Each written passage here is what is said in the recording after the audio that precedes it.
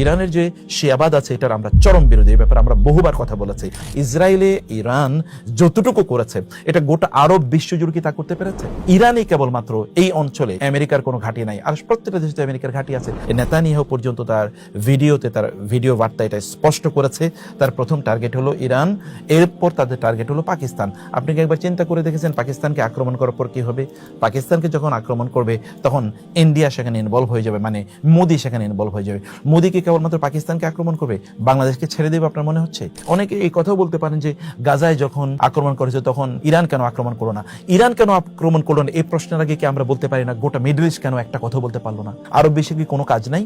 আরব বিশ্বে কেবলমাত্র তাদের পেট্রোলিয়াম বিক্রি করে ডলারগুলো কেবল আমেরিকার ব্যাংকে তারা ইনভেস্ট করবে? যখন ডোনাল্ড ট্রাম্প মিডল ইস্টে যখন সফরে আসলো, মিডল ইস্টের কে এটা স্পষ্ট করে বলেছে যে গাজায় এই যুদ্ধ বন্ধ করতে হবে?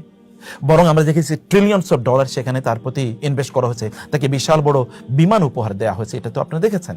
শুধু কি তাই, সেখানে মুসলিম নারীরা তাদের মাথাগুলো ঝুলিয়ে তাদের চুলগুলো উন্মুক্ত করে এখানে যুবতী নারীরা, সুন্দরী নারীরা, মেয়েরা তারা কিভাবে তাকে স্বাগত জানিয়েছে।